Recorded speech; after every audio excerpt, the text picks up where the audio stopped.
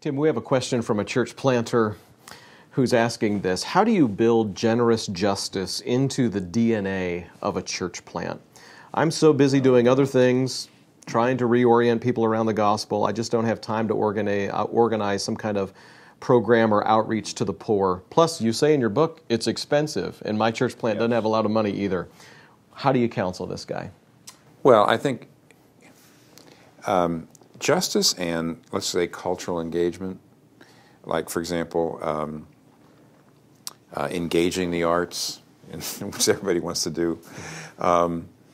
What is a poor church planter supposed to do? Is he supposed to open an art gallery? Is he supposed to begin rehabilitating houses and still evangelize? It just sounds terrible. What I try to say in the book is the primary job of a pastor of a church is to preach the word. The number one thing people need to hear when they come into my church is believe in Jesus. Now, once they believe in Jesus, I disciple them. And when I disciple them, I'm trying to disciple them for living the Christian life in every area of life.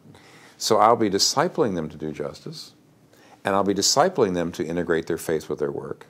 But that doesn't necessarily mean the first thing I do as a pastor is start an art gallery, or the first thing I do as a pastor is necessarily starting a church-run ministry to the poor. I think by far the best way to get started when you're church planting is you're supposed to do evangelism and discipling. That builds up your church. Otherwise, you won't have any people to deploy in doing justice. What would be really important is you disciple people to do justice. You show them places in the city they can be involved as individuals. Maybe the church can hook up with some ministry that's already in existence and give volunteers and promote it. That's how I did it in the beginning. I didn't try to start ministries. It's very, very complicated and also expensive.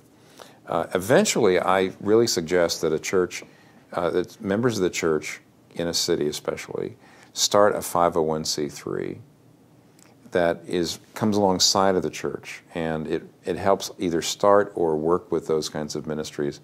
I actually feel like elders who are doing everything they can to run the church well need skill sets to run these ministries to the poor that very often the elders don't have.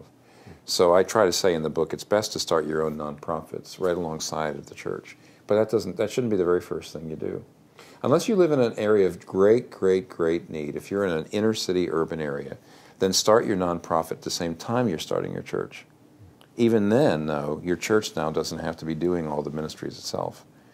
So it's in the footnotes of the book. Take a look at that, especially under chapter 6, I think.